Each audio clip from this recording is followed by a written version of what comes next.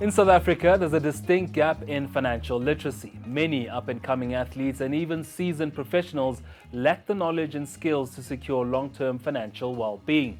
Now, Investec believes that education is one of the most powerful tools to creating enduring worth. As a trusted financial partner for athletes and their supporters, it's committed to equipping athletes and you at home with the information, guidance, and skills we all need throughout our wealth creation journeys. Welcome to Everything Counts Sports Edition. In this episode, we're going to be talking about creating wealth for athletes, especially in a career that's quite finite and quite limited in terms of time. We're again joined by our experts, Skalka, Vumi, and Moses. Welcome back to Everything Counts Sports Edition. I want to speak to the first 90 days, Moses, of getting that major contract. How do you map out, a path for that athletes so that they manage this big check that's just come in? It's a very, very critical question you're asking. So, in an athlete's world, money just comes in. Often there's no plan that is set out. There hasn't been a thought process around the spending part of it. Even though you can afford it, you don't know how long your career is. So I think one has to take one or two steps back. And I think the ultimate goal at the end of it is to ensure that you've built a successful career as an athlete, you've saved enough, but there's quite a lot of work that actually has to go in before you actually do that. First check comes in. For the first 90 days, you have to set out discipline and practical things to do. So first thing is to ensure that you will have enough liquidity, access to capital around emergency funds, around your travel. You have to fund your own travel. Again, it goes back to what type of sport discipline are you part of? If I'm a golfer, I'm going to be funding my trips, my accommodation, I need to pay my coaches. You need to ensure that for the next 3 to 6 months, you've created this liquidity component that's going to take care of that.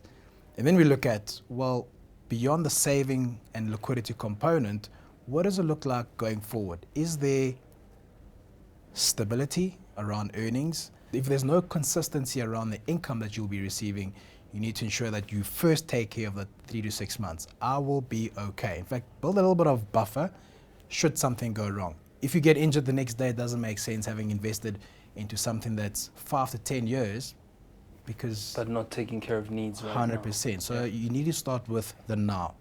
And the now will also address how you're going to allocate this capital and sit with this for the next 90 days. So I would say for the first 30 days, you're looking at just cash flow.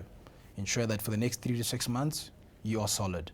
The next perhaps 30 to 60 days, you start to implement a plan and see how sustainable is this going forward.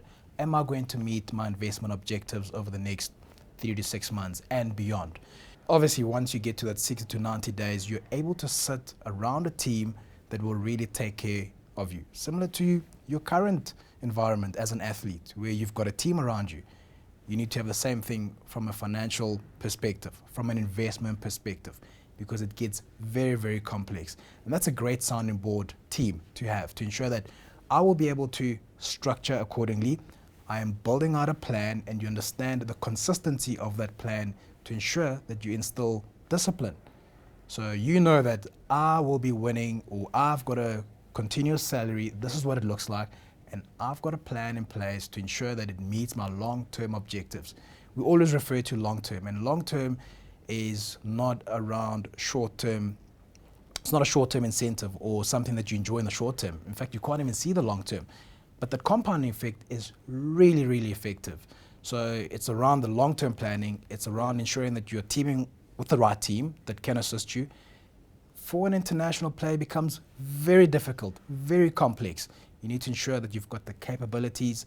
You need to ensure that you've got the right tools, the right team to ensure that they understand, even from a tax perspective, from a structuring perspective, from an expertise perspective, that these are the guys that I want to trust. So first 90 days is just ensuring that I'll be okay for the next 3 to 6 months, maybe 9 months, perhaps building a little bit of fat in there, and ensure that any surplus and any income or even any winnings coming thereafter, I'm able to structure correctly. Vumi, we've already established that with athletes and sporting people, it's not conventional, right? So when you look at the solutions of a mid-career athlete coming in and saying, I've got 15 years, what can we do? What can you tailor with me to make sure that, I'll feel a bit safer when I retire? Mateo, I think what we do really well at Investec is we tailor our solutions to each individual athlete. So you really can't take one financial plan, your teammate's financial plan and estate plan, and apply it to your life. That's not how it works. They're not all the same. They're not all the same. The needs aren't the same. Your next couple of years are not going to look the same. So what that helps with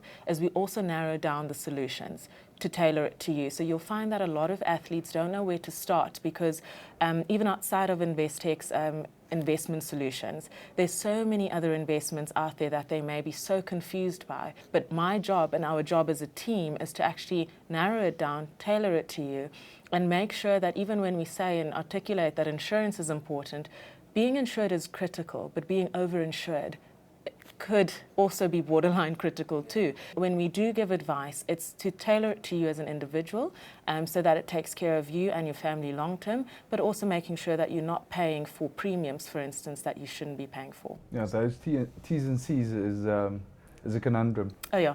Because the reality is you see these documents and like, oh my goodness, what does it cover and what doesn't cover? A lot of them does just go, okay, you tell me what it is and I'll sign at the bottom. What am I protected for? And I've seen some horrible stories when it comes to injuries. Is it tough then, or let me say, was it tough for you as a player to have found the solutions that you need with the amount of time you had in your career? You had 20 years. Was it easy to find the right products for you and your family in terms of creating your wealth and making sure you're secure the day you hung up your boots? Look, you don't, once again, I'm going to say, you don't know what you don't know. And the reality is, luckily I had a wife that can focus on the T's and C's and go through the contracts and explain to me how it works. But the financial world from an athlete perspective is vast and it's unsure. And it might start very simple. But as the money comes in and your assets grow and how you grow it becomes a lot more complex. Just from the basic effect where when you start earning the money, you start thinking about investing in X, Y, Z, then there's a complexity behind it. Then you go abroad or you get married and then there's that triggers complexity. Then you have kids, that triggers complexity. From a Investec's perspective, the focus on the sports strategy is working across different divisions, but getting to the understanding of the client and their solutions. Personally, it was a nightmare with admin. Most athletes want to focus on their particular sport. Admin, give it to someone else. Show me where to sign. Yeah, so show me where to sign. But when it comes in my personal case, the Brits family, it was complex. So you had a South African bank account, you've got a UK bank account, you've got a bank account in Singapore, then you've tried to put wealth here, there, but you can't quantify risk because these systems aren't talking to each other. These tax advisors aren't talking to each other. One is an expert in the UK, one in South Africa. And then it's like, okay, all I wanted is something simplistic because then you get a mortgage at in another UK bank because their mortgage system or their buying a house system looks different. And so with regards to that simple things of just opening a bank account in the UK was a nightmare because you have to have, how do I say, proof of house or what's it, proof of address. Fine, okay, you go to the bank, want proof of address. Then you want to take out, rent a house, but they say no, need a bank account. And it's like back and forth, which comes first. And so when you start looking at that complexity and you've got experts to solve that, it helps unbelievably. And what the value proposition of this is, what I would have loved, and one of the things that Investec sorted out in the Brits family is simplifying the world, the financial world out of there, that different systems speaks from South Africa to the UK and abroad. Maybe just to expand on that value proposition, Scott, and make it more practical. I mean, we keep referring to a team because a team actually makes you look better. It makes me look better. Yeah. But without a team, it becomes very siloed. So taking you, for example, Scott, having played locally as well as internationally, a tailored solution would look at having a private banking card account, a transactional account, sort you out locally in South Africa. Equally, we understand offshore markets. We've got an offering in the UK, as an example, including Switzerland, now Dubai. including Mauritius. So when you play internationally, just purely on the transactional side, we work alongside a team, private banking team, private bankers that understands athletes, understands the different complexities around the different sport disciplines, when they travel, how long they're away for, the tax implications, transactions, travel. On the wealth and investment piece, you're earning. You earn internationally, you may be earning locally too at the same time. How do you ensure that your investment strategy really talks to what you're trying to achieve? You mentioned, you had a girlfriend, married, now you got kids. Things evolve. And I think that's why it's critically important to get the spouse involved, or whoever may have a financial impact on your decision involved, because on the long term, it's got a massive impact. And maybe perhaps the last thing I want to kind of close off around that is the structuring piece. And we keep referring to the structuring piece. And we've got a great team, a tax and fiduciary team that really, really understands what is the client's intentions being international. Having been able to understand the cross-border implications, different currencies. Are you earning in your personal capacity? Are you earning in a structure, for example? Do you need a structure? And you also think around what Vima mentioned, estate planning.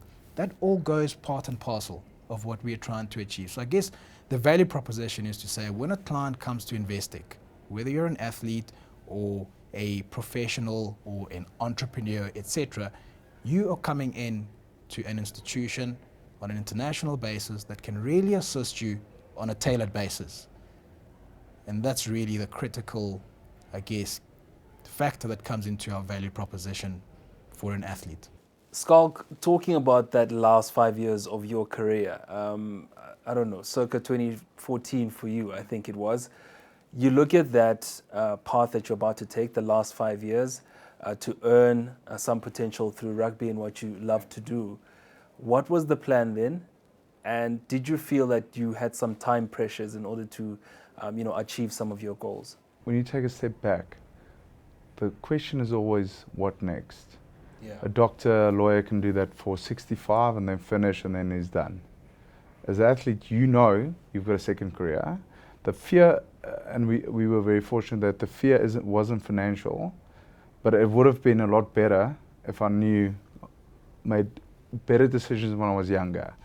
And so when we start talking about psychological problems, when you get past a certain age where it becomes to the last contract, last training session, that is a very fearful time of your life because it's uncertain.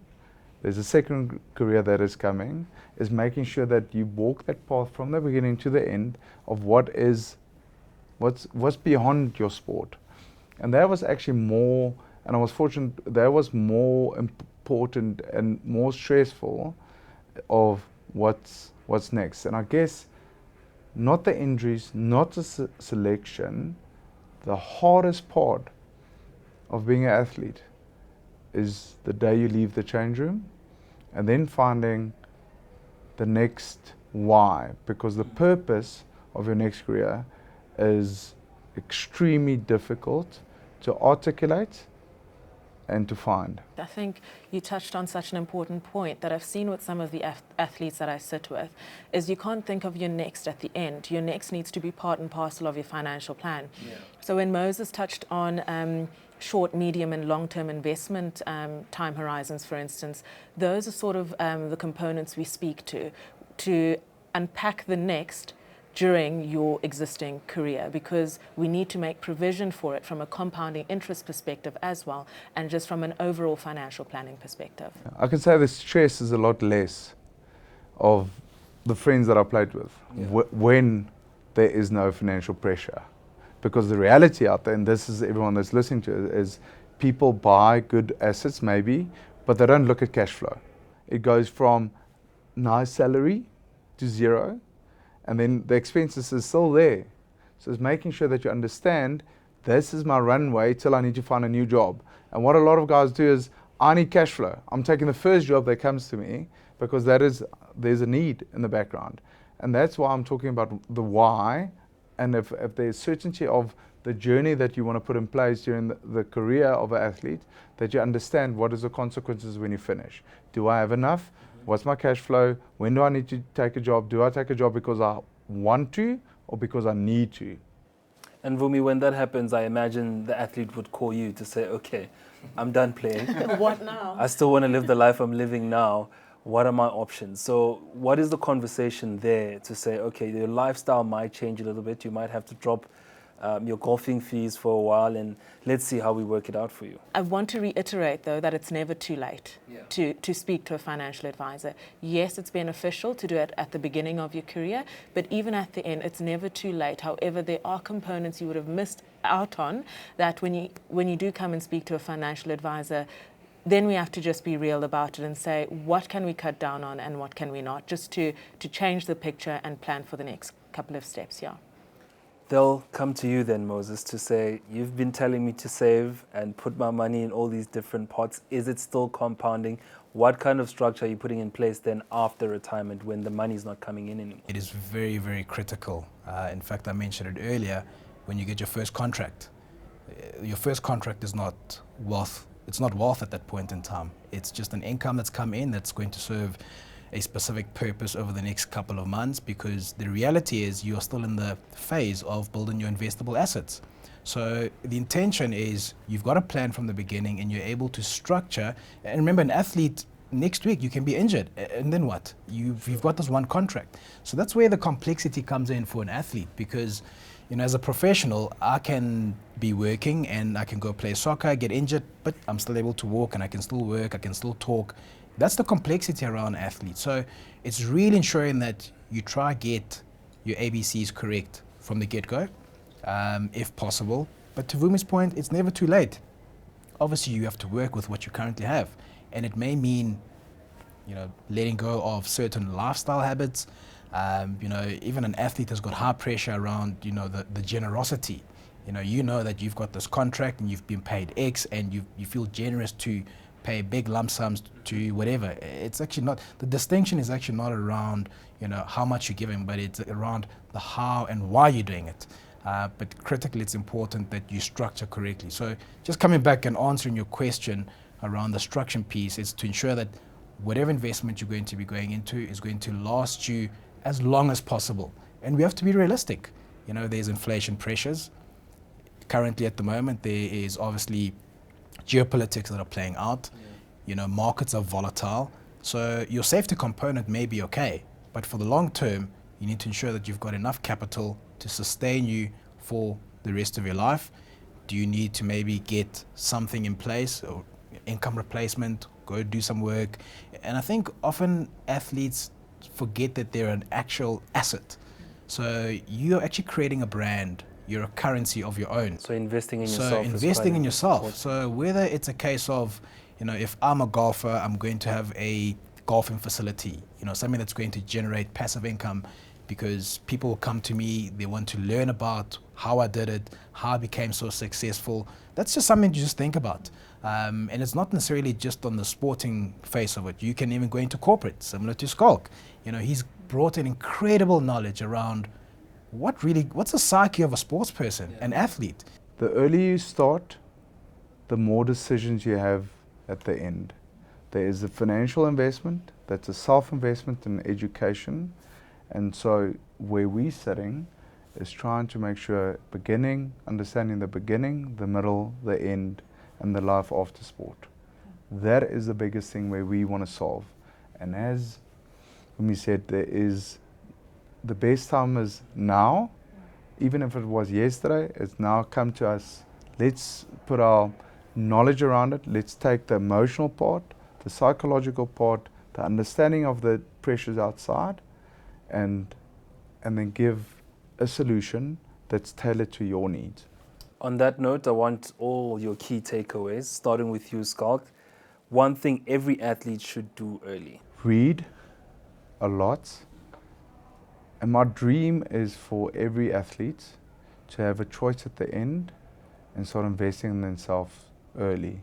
Because like Moses said, you're an asset while you're playing and afterwards. But the way you use the asset is a bit different. And Vumi, for you, the one thing all athletes should avoid doing? With really doing my best to give you just one. Because there's more. Because there's several There's a lot that I've seen. But it's thinking they've got time. and they really don't. So the sooner you speak to a financial advisor, your wealth manager, whoever's part of your financial team, the better. And Moses, for you, here on the block here, one thing athletes should ask themselves before making a financial decision. Is this decision helping with my future, or is it just simply upgrading my lifestyle? That's a great answer. And that's how we wrap it up. The tough decisions that sports people have to make on the field also equates to the tough decisions they have to make in their own lives. And I think with the conversations we've had over the past few episodes, we now get a better understanding on why it's important to have Investec and different financial providers giving better solutions to those that have a finite career, right? When it comes to sport, it could be 10 to 15 years, not a lot of time to work with, but if the decisions are made early, a lot of wealth creation can happen there and they can score a few more goals.